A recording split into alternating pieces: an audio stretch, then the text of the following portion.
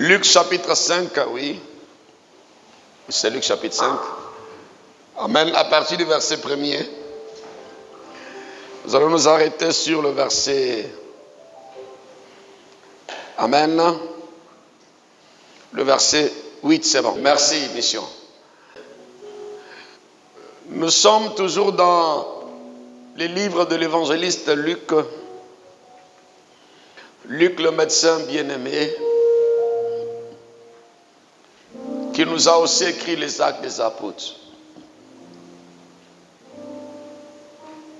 Nous sommes dans la saison de la bonne nouvelle. Dans Luc chapitre 4, qui vient juste avant Luc chapitre 5, dans le verset 18 de Luc 4, Jésus nous dit ceci: l'Esprit du Seigneur est sur moi, parce qu'il m'a oint pour annoncer une bonne nouvelle aux pauvres. Il dit, Dieu a fait de Jésus le Christ,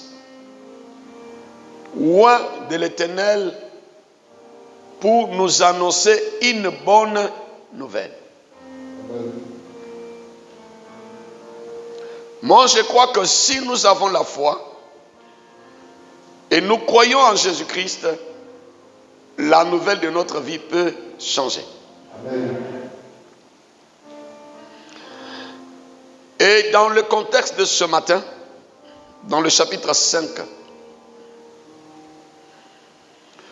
l'évangéliste nous dit ceci dans le premier verset: comme Jésus s'est trouvé auprès du lac de Génézareth,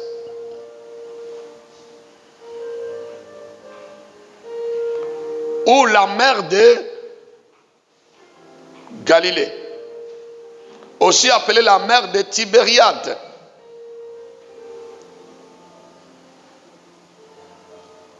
la Bible nous dit ceci: le Seigneur était au bord, auprès de ce lac de Génézareth. Et la foule se pressait autour de lui pour entendre seulement la parole de Dieu. Les gens venaient vers Jésus pour recevoir la bonne nouvelle. Parce que Jésus était venu annoncer une nouvelle. La nouvelle du ciel. Il était venu annoncer la parole de Dieu. La volonté de Dieu. Ce que Dieu voulait pour son peuple.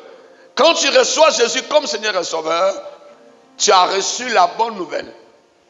Parce que si tu critiquais, lui va te dire ne critique plus. Voici la nouvelle qu'il va t'annoncer. Si tu vivais dans le péché, il va te dire laisse le péché. Voici la nouvelle de Jésus. Si on t'avait dit que c'est une maladie incurable, il va te dire que lui, il peut guérir cette maladie-là. Voici la nouvelle du Seigneur. Il vient pour changer la nouvelle. C'est pourquoi la foule était autour de lui pour entendre la volonté de Dieu. Mes amis, ce monde a des paroles. Notre entourage a des paroles. Notre famille a des paroles qui étaient déclarées depuis nos ancêtres. Notre lignée a des paroles qui influencent notre lignée. Il y a des paroles qui influencent toute une famille.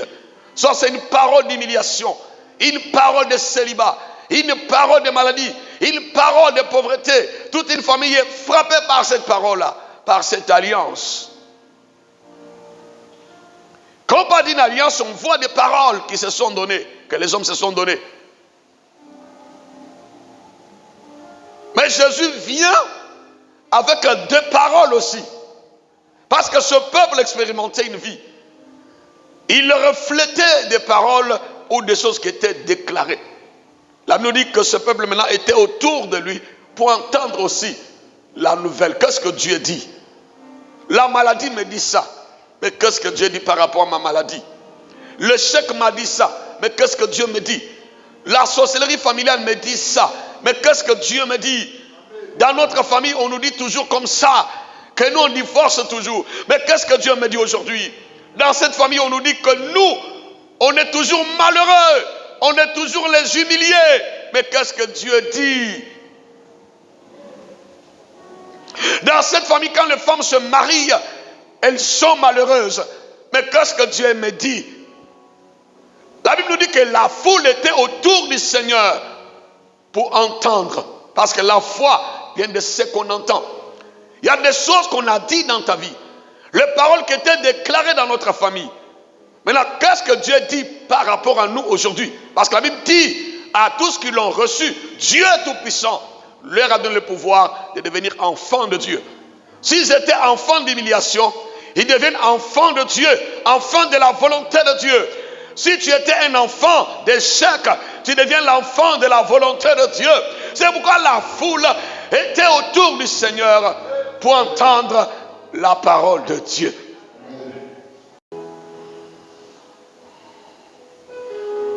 Mais pendant que la foule entourait le Seigneur, parce que cette foule, chacun avait ses problèmes, chacun avait ses alliances, chacun avait des paroles de sa famille, ou la volonté familiale, ou ce que la sorcellerie avait décidé pour cette famille, ou ce que la maladie avait décidé dans son corps, et chacun venait avec ses problèmes.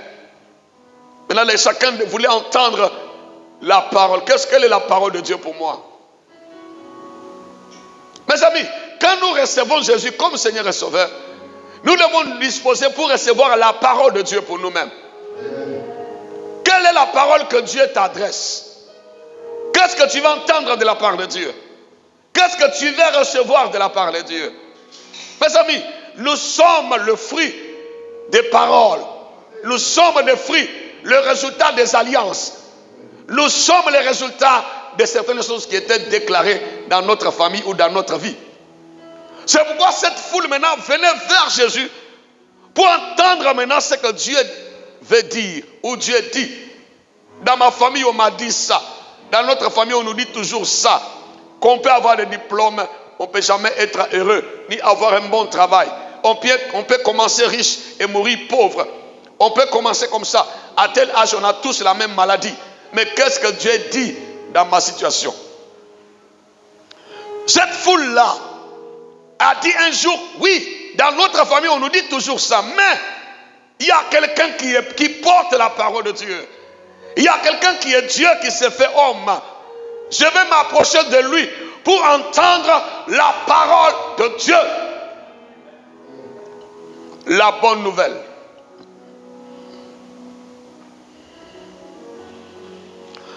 La raison pour laquelle la foule était autour du Seigneur, c'était pour un but. Pour entendre la parole. Une parole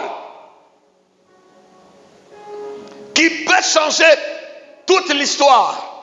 Une parole qui peut changer toute une destinée. Une parole qui peut influencer ta vie à jamais. Frère, vous savez, les gens s'approchent de Dieu sans avoir ce qu'ils cherchent. Quand tu viens, il faut savoir ce que tu cherches auprès du Seigneur. Quand on sait ce qu'on cherche, on peut être dans la distraction. On ne peut pas suivre n'importe qui. On ne peut pas suivre la foule. C'est comme la femme qui perdait le sang. Pendant que les gens étaient autour du Seigneur, sans savoir pourquoi ils étaient autour du Seigneur. Mais elle est venue avec un but. Elle a dit, si je peux seulement les toucher, moi je crois que je serai guéri. Elle avait un but. Mais toi tu viens à l'église pourquoi? Tu es chrétien pourquoi? Tu t'es converti pourquoi? Tu pries Dieu pourquoi? Quelle est ta raison, la raison de ta conversion? Si c'est pour danser, acclamer seulement, tu n'as pas raison. Tu dois être en esprit. La femme a dit oui, il y a la foule. Au milieu de cette foule, il y avait une femme. Je veux que ce matin, au milieu de cette assemblée, qu'il y ait quelqu'un qui sera distingué des autres par son approche, par sa façon de voir, sa façon d'entendre Dieu, sa façon de venir vers le Seigneur. Qu'il soit spécial et particulier. La Bible dit, de nos résolutions répondront nos succès. Qu'il soit quelqu'un qui a décidé, qui dit, Seigneur, Ce matin, moi, je crois que tu peux changer mon histoire.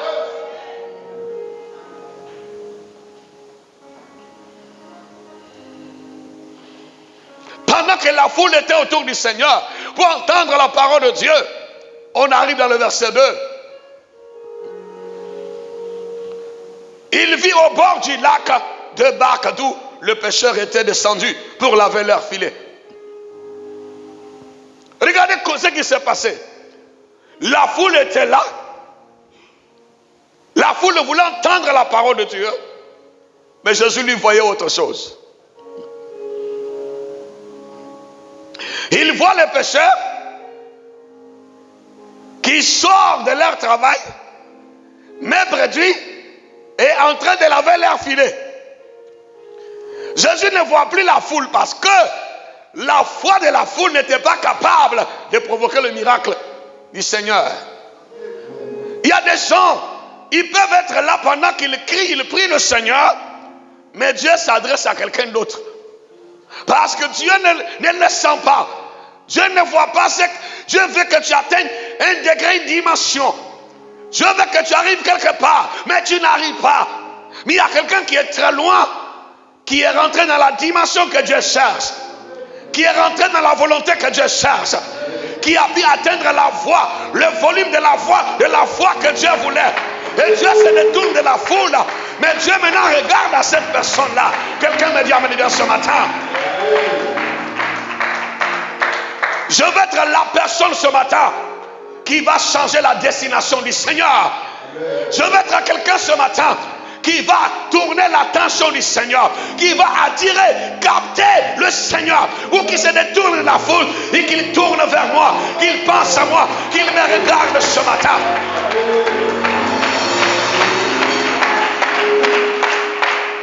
Mes amis, ce matin, écoutez-moi s'il vous plaît. Nous sommes dans la Bible, dans le chapitre 5 de Luc. La Bible dit, comme Jésus se trouvait auprès du lac de Genésareth, la foule se pressait autour de lui pour entendre la parole de Dieu. Ce n'est pas tout cela qui se presse, qui saute, qui crie, qui touche vraiment le cœur de Dieu. Mais bizarrement, le Seigneur va laisser cette foule. Le Seigneur va se détourner de la foule. Il va se tourner vers quelqu'un, vers certaines personnes qui ont pu capter le cœur de Jésus, qui ont pu capter l'attention du Seigneur. Ils les ont attirés, Dieu vers eux. Et pourtant Dieu était entouré, c'est comme la femme qui perdait le sang. Jésus marchait, partait pour accomplir une mission. Elle croise le Seigneur, elle passe par derrière, elle prend la décision. Elle dit, si je peux le toucher, je crois que je serai guéri. Aujourd'hui, pendant les gens réfléchissaient, les gens raisonnaient, les gens calculaient, les gens se demandaient, est-ce que c'est possible? Est-ce qu'il peut me guérir? Est-ce qu'il peut changer ma vie? Est-ce que ça sera possible? Est-ce que vraiment, est-ce que celui? Les gens réfléchissaient, en train de philosopher. Jésus maintenant, il marchait. Pendant qu'elle raisonnait, la femme dit non, aujourd'hui c'est mon jour. Aujourd'hui c'est mon jour. Si je peux le toucher, je crois que moi, je serai guéri aujourd'hui. Quelqu'un me dit amen bien ce matin. Est-ce que tu peux avoir la foi capable de changer la direction de Dieu?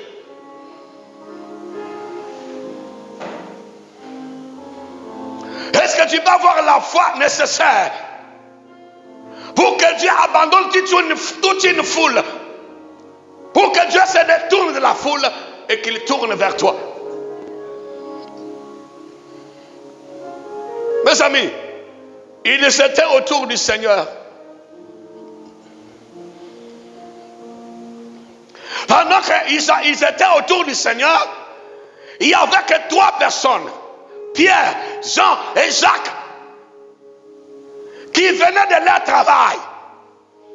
mais qui ont attiré l'attention, qui ont capté l'esprit, qui ont touché le cœur de Dieu. Jésus n'a pas vu la foule. Hein? Là, nous dit que, dans le verset de la Bible, nous dit ceci. Il vit au bord du lac 2 barques, d'où le pêcheur était descendu pour laver leur filet. Malgré il y avait 2 barques qu'il a vues, mais le Seigneur, quand il partait vers les 2 barques, les 2 bateaux, il y a un bateau qui a attiré le Seigneur encore plus. C'est le bateau où étaient Pierre, Jean et Jacques. La Bible nous dit que le bateau de Pierre a attiré le Seigneur. Oui, amis de Jésus, nous sommes comme les 2 barques ce matin, dans l'assemblée ce matin. Nous avons attiré le Seigneur, il est venu. Mais quand le Seigneur va venir, comme il est déjà là, il va choisir un bateau. Je veux que ça soit ton bateau. Il va choisir une vie. Je veux que ça soit ta vie. Il va choisir un corps. Je veux que ça soit ton corps. Il va choisir quelqu'un. Je veux que ça soit toi. Les amis, je préfère vous prêcher la parole de Dieu que vous racontez les histoires que les gens vous racontent sur l'internet.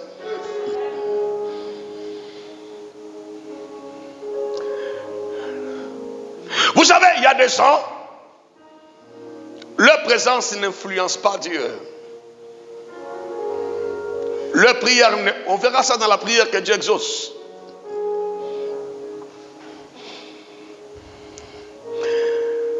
Alléluia, Église.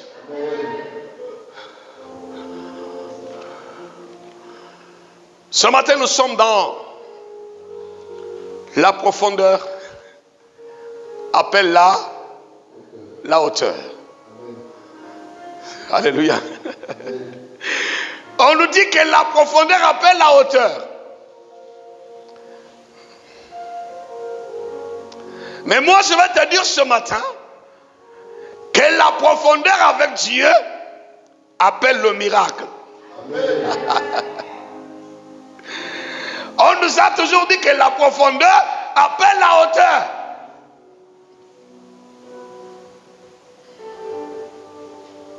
Mes amis, on peut aller en profondeur.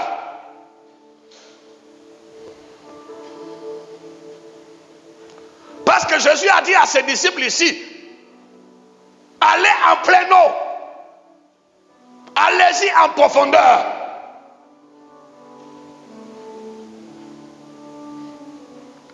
On peut aller dans une profondeur, mais dans cette profondeur-là, on n'est pas avec Dieu. Et cette profondeur peut appeler la hauteur. Soit une hauteur d'échec, une hauteur d'humiliation, une hauteur encore d'incrédulité. Mes amis, quand quelqu'un va en profondeur sans être avec Dieu, cette profondeur va appeler la profondeur de l'incrédulité, va appeler la profondeur des doutes. Seulement, au fur et à mesure, la personne prie et devient quoi, incrédule. Même quand on dit à quelqu'un, ce matin tu vas recevoir un miracle, il dit, est-ce que c'est vrai? Est-ce que ça va marcher? Est-ce que ce que le pasteur dit là, est-ce que c'est vrai même? Il dit que cette semaine avant le dimanche, je verrai un miracle. Bon, on verra. C'est lui qui a dit. Il est dans une profondeur, et cette profondeur appelle une hauteur qui est l'incrédulité. Parce qu'il ne rentre pas en profondeur avec Dieu. Dans le psaume 127, la Bible nous dit, psaume 127, là, il est écrit, si l'Éternel le bâtit, ceux qui bâtissent en vain. Si l'Éternel le garde, ceux qui gardent en vain. Et dans ce psaume, le psalmiste nous dit ceci. Vous vous levez très tôt matin Il y en a qui se lèvent très tôt matin. Ils vont en profondeur du travail. Mais le soir, ils retournent avec une profondeur de souffrance. Parce que le psaume 127 nous dit clairement. Amen. En vain, vous vous levez de bon matin. Verset 2 de psaume 127. Et vous vous couchez tard. Et vous mangez le pain de douleur. On peut aller en profondeur. On peut aller en pleine eau. Comme Pierre, il est parti toute la nuit en pleine eau, seul, sans Dieu. On peut réunir les conditions qu'une femme peut avoir naturellement pour se marier, mais on ne se marie pas. Ce n'est pas parce que tu réunis les conditions naturelles qu'une femme peut avoir pour se marier. Parce qu'elle a une beauté, elle sait s'habiller, elle est propre, que tu vas... Non. Les conditions seulement ne peuvent pas te donner l'élévation. Tu peux réunir les conditions qu'il faut pour travailler. Mais ces conditions-là seules ne peuvent pas te donner du travail. Parce qu'il y a des gens qui ont tous les diplômes, qui connaissent ce qu'il faut, mais qui ne travaillent pas. Il y a des gens qui ont tout ce qu'il faut, mais qui n'ont rien. Écoute-moi s'il te plaît. La profondeur peut appeler une hauteur négative. Quand tu es en profondeur sans Dieu, cette profondeur te donnera aussi une profondeur d'incrédulité, une profondeur d'humiliation, une profondeur d'échec. Quelqu'un me dit bien ce matin, église. Beaucoup sont entrés en profondeur sans Dieu. Et cette profondeur s'est transformée en doute profonde, soit en incrédulité profonde. Mes amis, ne pense pas que parce que tu réunis toutes les conditions qu'il faut. Parce qu'il dit dans les psaumes, il dit, en vain, vous vous levez de bon matin, vous vous couchez tard et vous mangez le pain de douleur. Il en donne autant à ses bien-aimés. Parce que si Dieu ne bâtit la maison, ceux qui bâtissent, bâtissent en vain.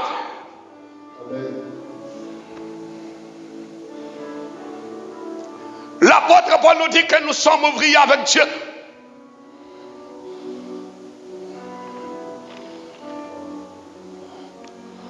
La profondeur sans Dieu peut nous apporter une hauteur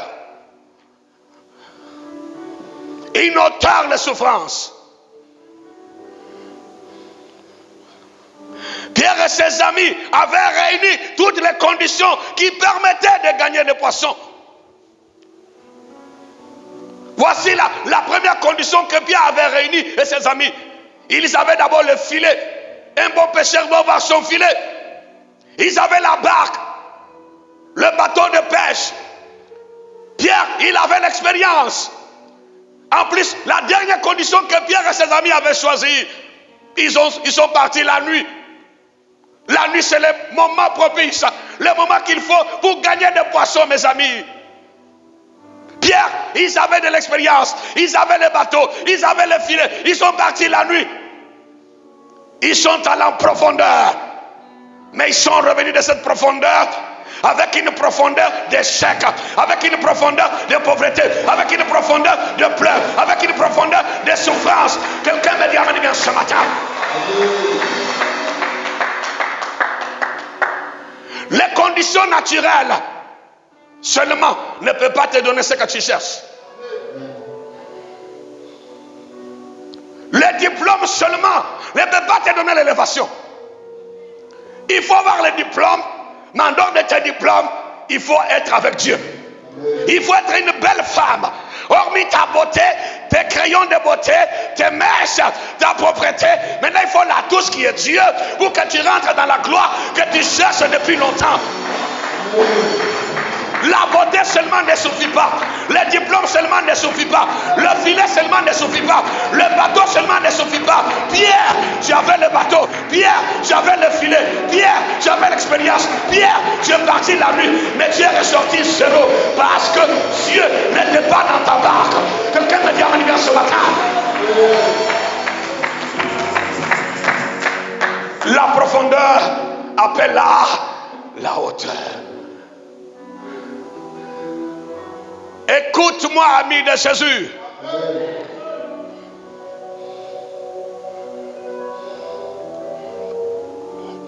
L'éternel bien. L'éternel glorieux. Ne fonde pas ta victoire seulement sur les conditions naturelles. Sinon, tu rentreras en profondeur. Non, tu peux avoir toutes les connaissances, tous les amis de ce monde, toutes les relations de ce monde. Mais si c'est seulement sur les relations que tu comptes pour réussir, tu vas regretter. Les relations seules ou les relations seulement ne donneraient jamais la profondeur glorieuse. Les relations peuvent te donner une profondeur d'humiliation. Plus tu croises ces relations, plus on t'humilie encore. On dit, regarde, il n'a rien lui là. On se moquera de toi. Parce qu'il dit, si l'Éternel bâtit la maison, ceux qui bâtissent en vain. Chrétien, pourquoi tu veux construire la tour de Babel sans consulter Dieu? Pourquoi tu veux construire ton élévation sans la participation de Dieu? Pourquoi tu veux bâtir ce grand château qui sera détruit en ruine? Parce qu'il est écrit, si Dieu n'est pas le bâtisseur, si Dieu n'est pas le sage architecte, si Dieu n'est pas la pierre de l'angle, si Dieu n'a pas bâti la maison, il dit à Pierre, moi je te dis que tu es Pierre, que sur cette pierre, moi je bâtirai mon église. Aucune force ne peut s'élever sur contre ce que Dieu est en train de bâtir. Quelqu'un me dit amen bien ce matin, église. Mes amis, quand Dieu nous regarde, nous sommes en train de prier. Dieu regarde à notre attitude.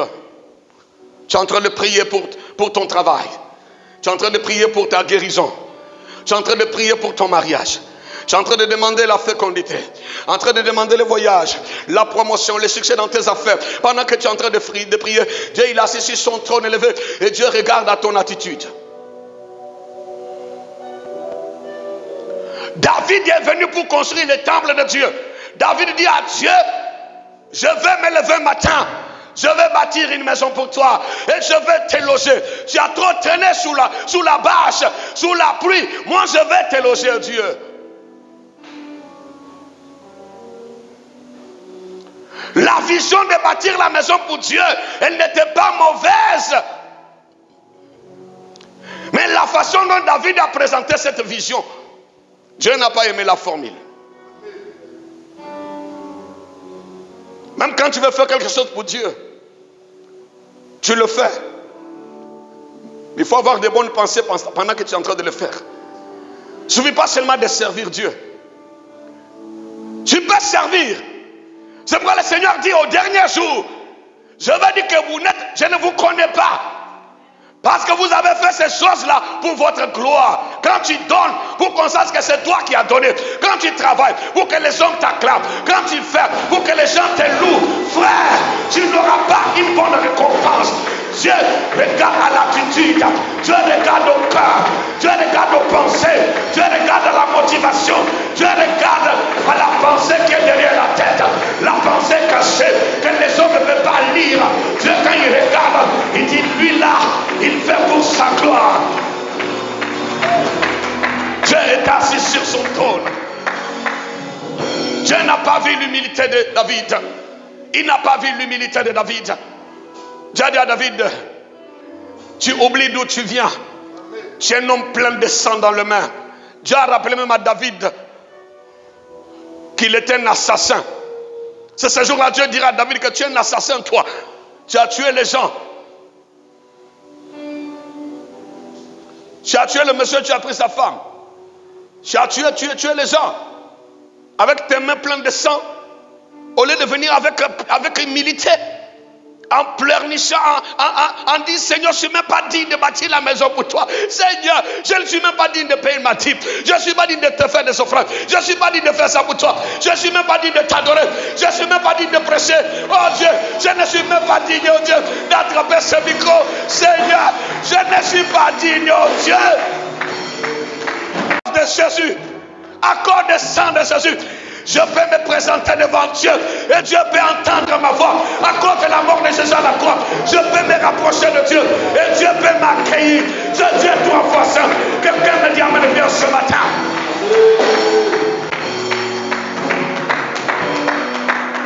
Quand Dieu a regardé, il a dit à David, non, tu ne le feras pas.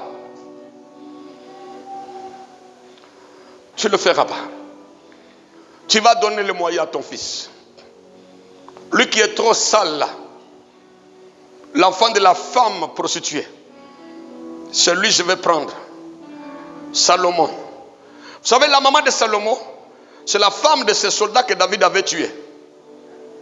David a tué le monsieur, il a pris sa femme. Il a fait Salomon.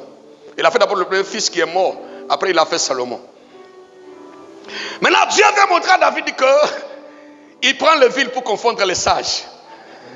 Il dit, tu vois, c'est Salomon, c'est à lui tu vas donner le moyen. Et lui va bâtir les temples. Il faut le soutenir. Dieu voulait montrer à David que son attitude là, la façon dont il s'est approché de Dieu là, ce n'était pas comme ça. Parce qu'il était devenu un grand roi. Tout le monde l'acclame, bishop, archibishop, révérend de révérend. Le patriarche, le père, le padre, le vieux père, le vieux. Il a haussé ses épaules. Quand les gens sont en train de t'acclamer à Abidjan, est-ce que Dieu t'acclame? Quand les gens sont en train de t'appeler le grand pasteur, est-ce que Dieu te voit comme un grand pasteur? Quand tu penses que tu es un super chrétien, est-ce que Dieu, quand il est assis sur son trône, il te voit comme un fils digne? Il y a des gens à qui vous donnez des titres de gloire et de considération, mais Dieu ne les considère pas. Parce que Dieu, lui, sonde le cœur et le rang. Il connaît la motivation. Il connaît les pensées qui sont derrière toi. Il connaît pourquoi tu pries fort. Il sait pourquoi. Tu pries, tu pleures. Tu ne pleures pas pour la gloire de Dieu. Tu pleures pour la gloire de ton corps. Il y a des gens qui pleurent. Oh Seigneur, bénis-moi. Ce n'est pas pour Dieu. C'est pour lui. Et puis quand ils sortent, ils disent, mais quand Dieu va me bénir là, dans mon quartier, ils vont sentir. Ma soeur qui s'est mariée là, Dieu va me donner le mariage. Quand tu viens dire à Dieu, Seigneur, pourquoi tu me laisses? Ma cousine même qui ne te prie pas, elle s'est mariée. Et moi qui suis ta fille. Voici une prière. C'est une prière d'abomination. Attends, tous ceux qui se marient là ne sont pas forcément chrétiens. Toi tu vas te marier non par rapport à ta cousine qui s'est mariée. Mais toi tu vas te marier parce que dans le plan infini de Dieu, il a préparé déjà ton mariage. Ça n'a rien à voir avec ta cousine. Qu'elle se marie, qu'il soit élevé, qu'il soit béni. Mais toi, tu seras béni parce que Dieu, dans son amour, il a déjà préparé ton élévation. Dans son amour infini, il a préparé ta bénédiction. Ce n'est pas une compétition. Ce n'est pas une compétition. Mais ce Dieu, dans son amour infini, il a déjà préparé ma bénédiction dans le nom de Jésus. Quelle est ta motivation? Ton attitude. Quand nous sommes en train de lui demander ou chercher quelque chose,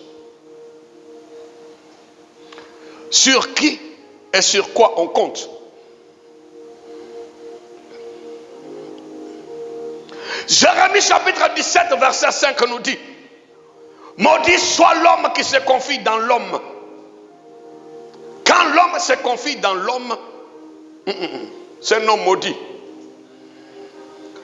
Maudit soit l'homme qui prend la chair pour son appui.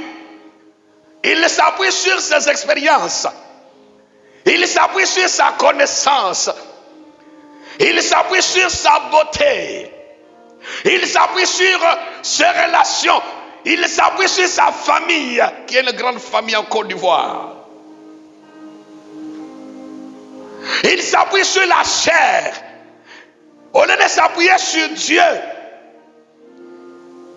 C'est pourquoi ils sont allés en profondeur. Ils sont revenus le matin. Zéro.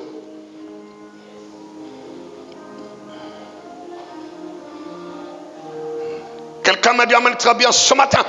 Amen. La profondeur appelle la hauteur. Mais la profondeur avec Dieu appelle le miracle. Amen.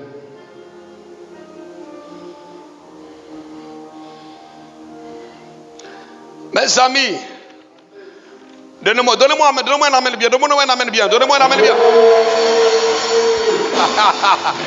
La profondeur avec Dieu n'appelle pas seulement la hauteur, m'appelle le miracle. Amen. Daniel est tombé dans la profondeur, dans le trou profond, dans la fosse au lion. Daniel est tombé dans la profondeur. On a creusé, on a mis les lions dedans. Puis Daniel est tombé dans cette profondeur.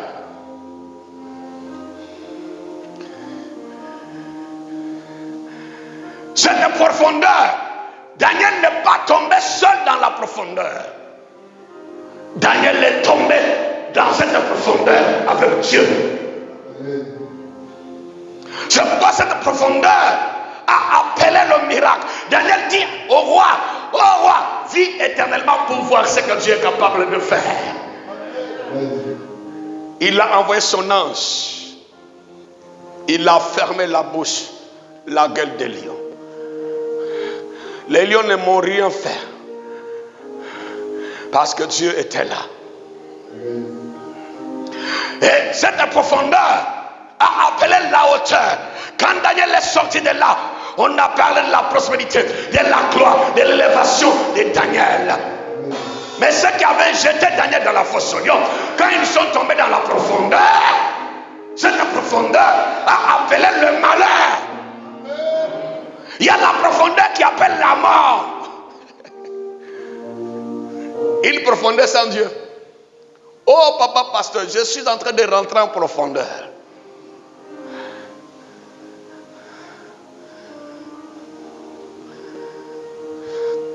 Dans Luc chapitre 5, mes amis, le verset 3 nous dit ceci, écoute-moi s'il te plaît. Alléluia. Amen. On dit, Amen. Amen. Il vit au bord du lac deux barques, d'où les pêcheurs étaient descendus pour laver leurs filets. Il monta dans l'une de ces barques. Il a fait un choix, qui était à Simon-Pierre. Dieu va sillonner ce matin dans cette salle. Il faut que quelqu'un doit avoir une foi capable d'attirer Dieu. Amen. Il va aller là-bas et puis sa foi fait comme ça. Ça pousse Dieu vers lui. Parce que Jésus était avec la foule. Il ne voyait pas la foule. Il a vu le pécheur. Dieu peut être avec toi, mais il ne te voit pas. Il est à côté de toi. Il est là. Il ne fait rien. Mais quelqu'un d'autre en train de crier fort. Seigneur, son cœur bat pour Dieu. Son cœur bat pour le Seigneur. Et le cœur de cet homme-là qui bat pour Dieu va attirer Dieu. Mais s'ils sont deux, mais quand Dieu vient, il y a quelqu'un, son cœur bat plus. Dieu va se pencher. C'est pourquoi il avait les 3 disciples. Au milieu de ces 3 disciples, il y avait un qui se couchait dans sa poitrine. On l'appelait Jean le bien-aimé. Il aimait les 12. Il aimait les 3. Mais il y avait un qui était couché dans le cœur de Jésus.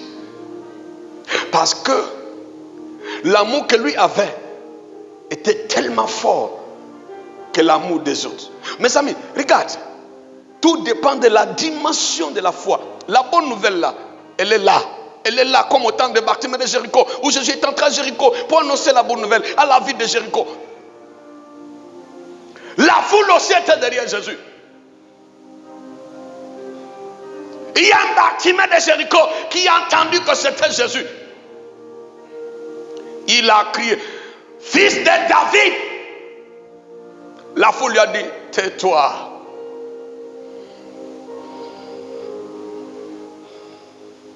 C'était comme si on l'avait provoqué. Quand on lui a dit tais-toi, c'est là il a crié plus fort. Ça veut dire qu'il a encore élevé sa voix. Quand je prêche comme ça, il y a une pensée qui te dit, est-ce que tu crois que tu peux être guéri ce matin? C'est là il faut élever la foi pour écraser cette pensée-là. Sinon tu vas ressortir comme tu étais venu.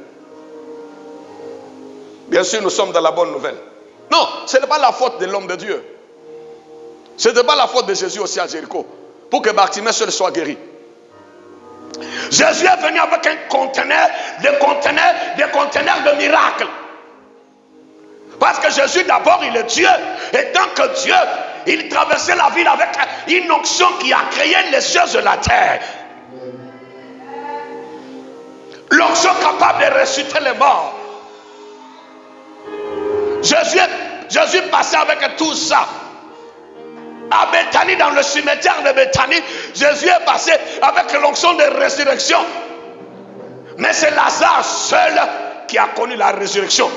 Élie arrive à Sarepta avec l'onction de nourriture.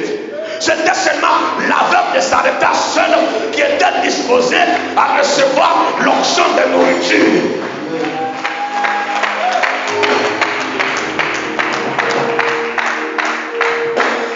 Élisa arrive à Sunem. Élisa arrive avec un conteneur d'enfants sur son dos. À qui je vais donner les enfants ce matin. Le vieux Élisée est rentré. Le vieux Élisée arrive avec les enfants sur son dos. Avec sa tête qui brillait, calvitie chauve. On l'appelle le chauve est venu. Le chauve Élisée rentre. Il rentre, mais sur son dos, il avait un conteneur d'enfants. Il cherchait des femmes qui voulaient des enfants pour leur donner des enfants. Il y avait une femme sunamite qui était une femme de distinction.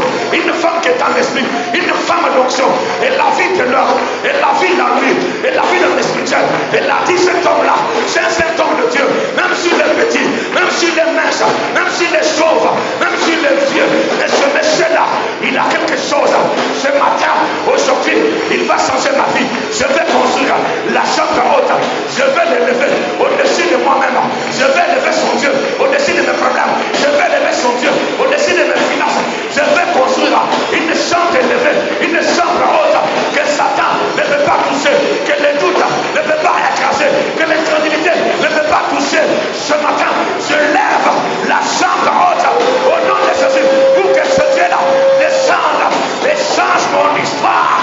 Oh, la Kayabo Sokorobo. Non, je n'ai pas besoin. Moi, écoute-moi, ami de Jésus. Je n'ai pas besoin de prouver quelqu'un. Je vis Dieu guérir les gens d'une manière incroyable. Si Dieu ne guérit pas ce matin-là, moi je m'en fous. S'il guérit, je le loue. Parce que ce n'est pas ma faute. Ce n'est pas ma faute. Même dans la rue là, je prie pour les gens qui sont guéris. Tous les jours, je prie pour les gens qui ne sont pas de l'église, ils sont guéris au téléphone. Si toi tu n'es pas guéri, ce n'est pas moi, c'est ta foi. Tu n'as pas la foi pour être guéri. Tu ne rentres pas dans ton miracle. Ce n'est pas moi. Tu n'as pas la foi pour rentrer dans le miracle. Peut-être tu es habitué à l'onction. Tu es habitué à l'onction du pasteur. C'est normal pour toi. Mais j'arrive à Paris où les gens trouvent que ce n'est pas. Ils ne me connaissent pas. J'ai dit au nom de Jésus, tout le monde est guéri. Mais attends, pourquoi ils sont guéris et toi tu n'es pas guéri? Ça dit, ils ont reçu d'une manière spéciale. Je quitte dans l'église de mon fils, pasteur Esaïe. Quand je vais à Abidjan, il y a les gens qui appellent finance, travail, mariage. Ceux qui n'avaient pas de papiers, ils ont tous des papiers. Ils disent, mais pasteur, papa, ça c'est comme de la magie. Tellement toi tu es habitué à l'onction. Ne t'habitue pas à l'onction. Ne t'habitue pas à l'homme de Dieu aussi. C'est pourquoi quand quelqu'un fait toujours à Kola, moi je le fuis. Parce qu'il s'habitue trop à moi, c'est pas bon. Il ne faut pas trop t'habituer à l'homme de Dieu.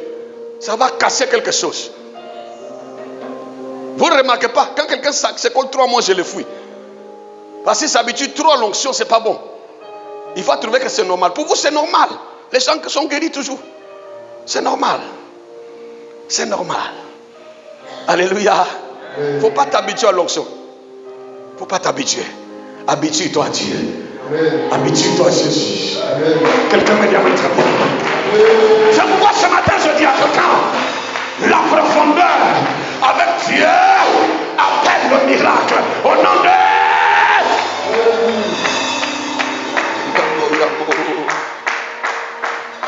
Kandaria Moshindaramo Ramaya Maskarabo.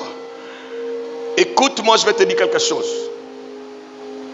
Dans le verset 3, il monta dans l'une de ces barques qui était à Simon. Il le pria de s'éloigner un peu de terre. Frère, la terre là, c'est le monde. Tant qu'on n'a pas compris qu'on doit s'éloigner de ce monde-là. Pourquoi Dieu dit à Pierre, l'étant dans sa barque, éloigne-toi un peu de la terre. Il y a des gens qui veulent voir la main de Dieu, qui veulent voir la gloire de Dieu, qui veulent voir le miracle de Dieu. En même temps, ils sont attachés à ce monde. Ils sont attachés aux choses de la chair. Ils sont attachés, frère, au péché. Ils sont attachés, mais ils veulent voir la gloire de Dieu se manifester, frère. Jésus dit à Pierre, quand il est rentré dans la barque, il dit, éloigne-toi d'abord. Alléluia, Église. Alléluia, ami de Jésus. Il dit, éloigne-toi un peu.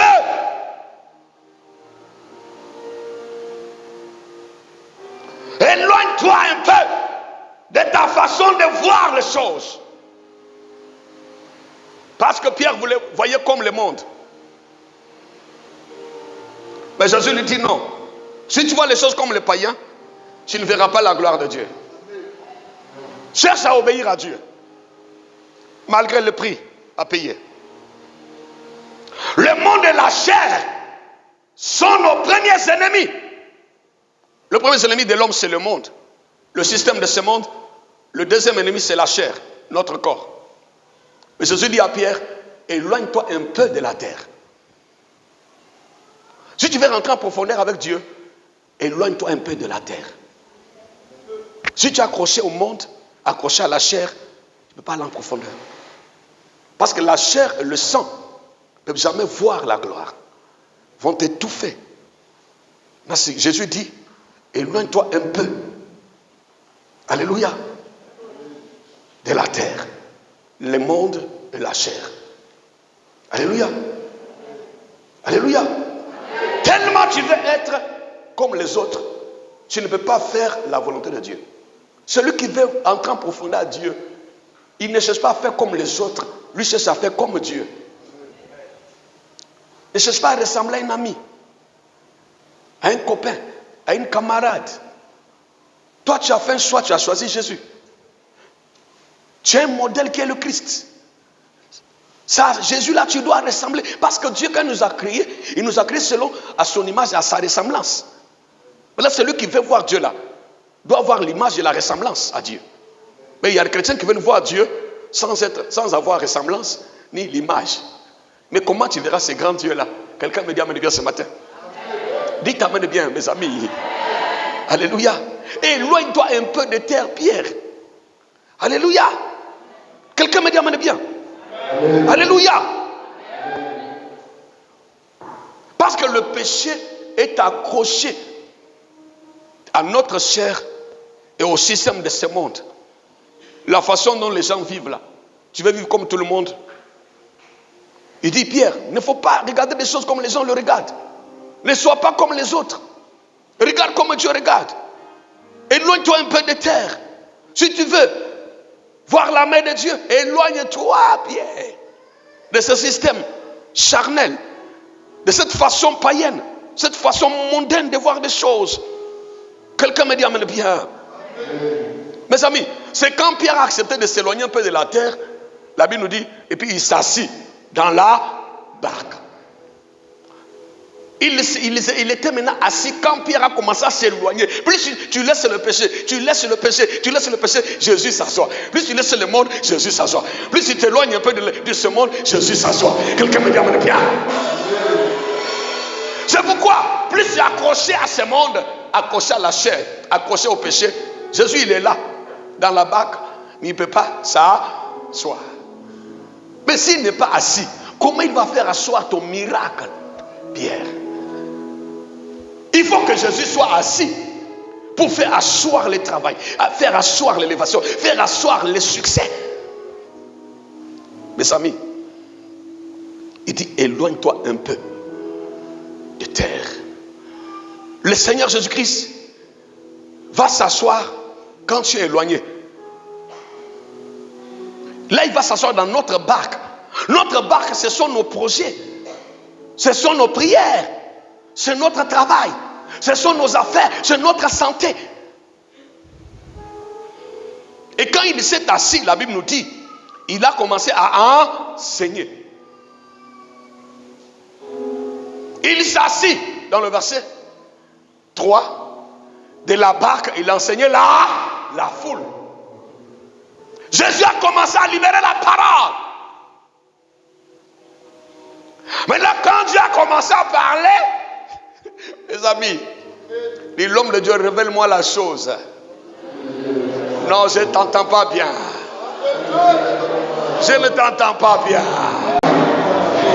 Alléluia.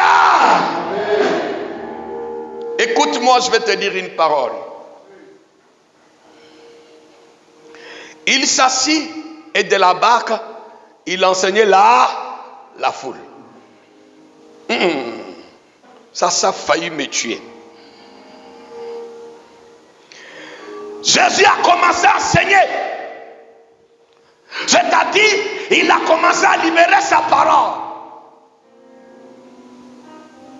Il a commencé à parler à la foule. La foule des blocages. La foule d'humiliation. La foule qui empêchait Pierre de gagner les poissons. La foule des démons, des sirènes, des sauts. Jésus a commencé à parler et la foule entendait la parole de Dieu. Quelqu'un me dit amen bien.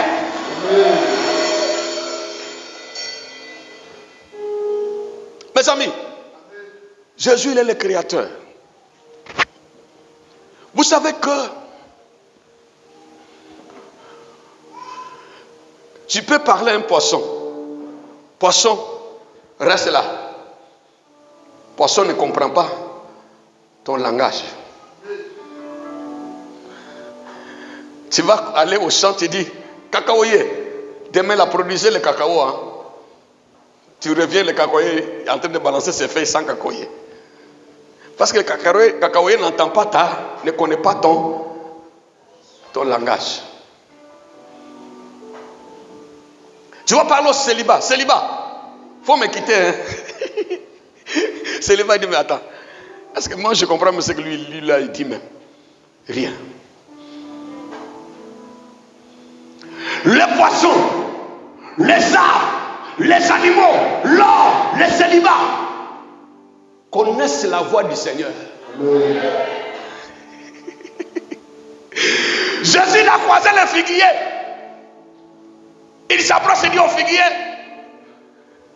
on ne mangera plus de tes fruits. Tu vas sécher. Il a maudit le figuier. Les disciples retournent là, le figuier a séché. Le figuier a des oreilles. Les arbres entendent la voix de Dieu. Les poissons, comme Dieu les a créés, entendent la voix de Dieu. L'argent, la richesse, l'or, les hommes, même les païens, même les féticheurs, les marabouts, même Satan lui-même, les démons, ils les entendent la voix de Dieu et ils les tremblent. Quelqu'un me dit amen de Pierre.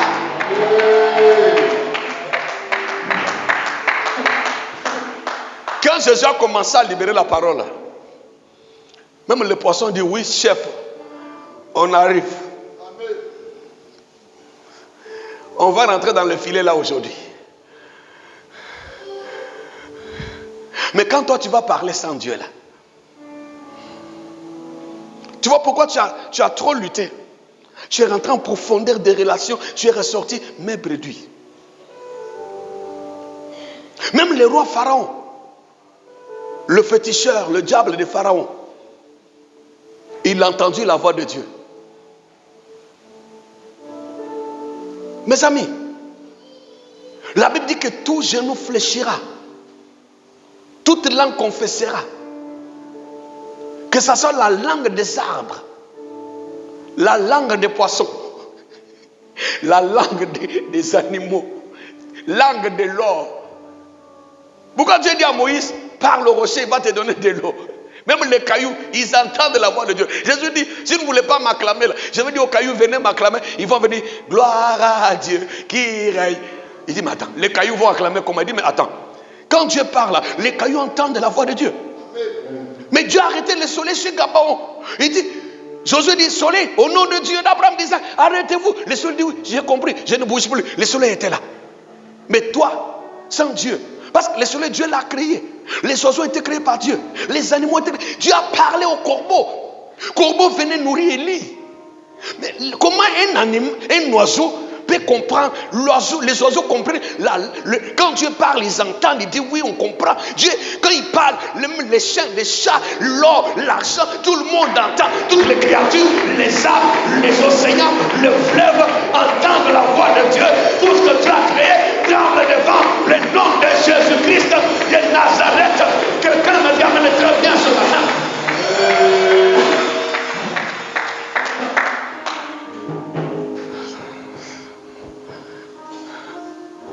Dis, je veux la bonne nouvelle.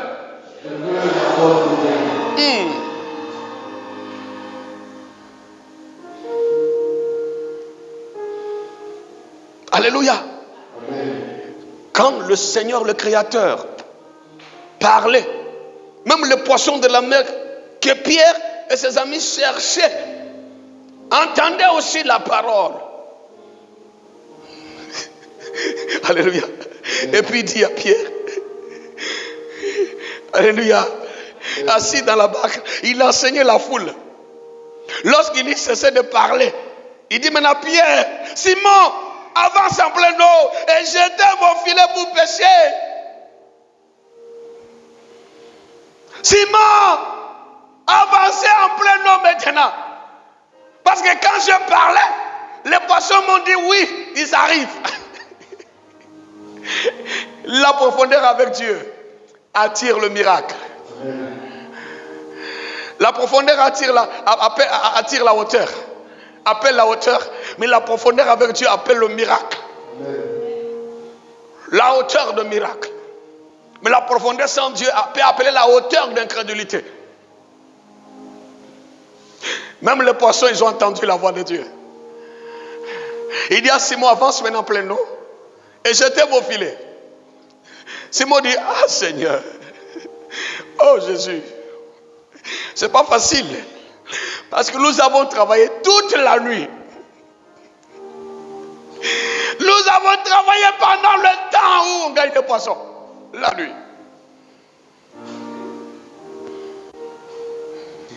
Oh Seigneur, quand j'étais encore jeune fille, je ne me suis pas marié. Maintenant je suis en train de vieillir là, tu me dis, tu vas te marier. Oh Dieu, ne me blague pas Seigneur. Quand j'étais encore jeune, je croyais que je pouvais travailler. Maintenant, je suis en train de rentrer dans 40 ans. C'est là Dieu me dit, tu vas travailler. Ah Seigneur, ça c'est la retraite ou bien c'est... Il dit, jetez vos filets. Quand je gagnais beaucoup d'argent, je n'ai rien fait. C'est maintenant je ne gagne rien. Là, Dieu me dit que je vais construire ma maison. Ah Dieu. Parce que Dieu, quand il parle, même l'argent, les CFA, les dollars, les euros entendent la voix de Dieu, puis le billet arrive. On ne dit même pas amen. Tellement ils ne croient pas.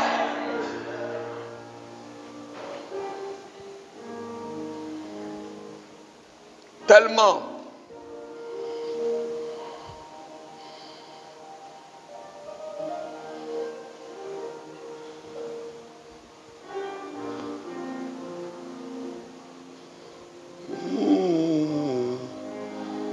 Hosanna. Tu as trop reçu ce matin. La suite, là, je vais garder ça prochainement.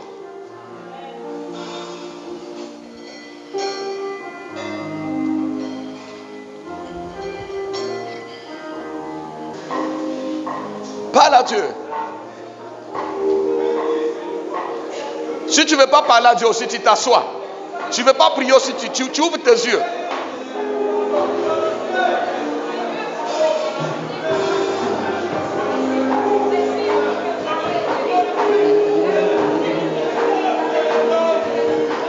Alléluia. Amen. Alléluia. Alléluia. Amen. Hosanna. Hosanna. Hosanna. Hosanna.